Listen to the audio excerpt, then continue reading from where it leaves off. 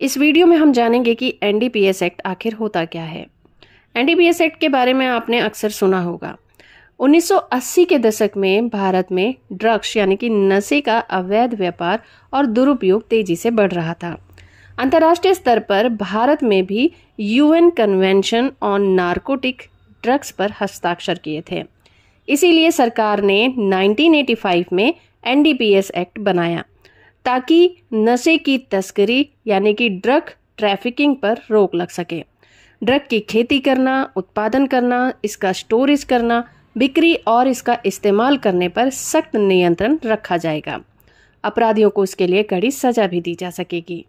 अब आखिर NDPS act में कितनी धाराएं हैं? एनडीपीएस एक्ट 1985 में स्टार्टिंग से ही 83 धाराएं हैं, लेकिन टाइम टू टाइम इसमें अमेंडमेंट होते रहे हैं। पहला अमेंडमेंट हुआ 1998 में, दूसरा हुआ 2001 में, तीसरा 2014 में और चौथा अमेंडमेंट हुआ 2021 में। आज भी इसमें लगभग 83 सेक्शंस हैं और 2 शेड्यूल हैं। लेकिन हमें ध्यान रखना होगा कि ये बीएनएस यानी कि भारतीय न्याय संहिता की तरह नहीं है, बल्कि ये एक स्पेशल लॉ है जो सिर्फ ड्रग्स और मादक पदार्थों से जुड़े अपराधों पर ही लागू होता है।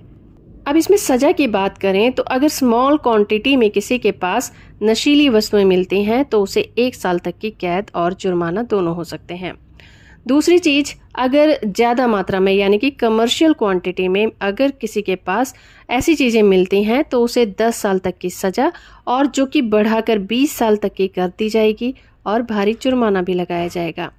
लेकिन अगर वहीं पर कोई रिपीट ऑफेंडर है तो उसके लिए सजा 20 साल से बढ़कर उम्र कैद तक की हो जाएगी।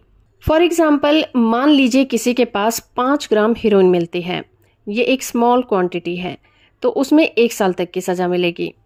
वहीं अगर किसी के पास 1 किलो हीरोइन मिलती है तो ये कमर्शियल क्वांटिटी है, इसमें कम से कम 10 साल तक की सजा होगी।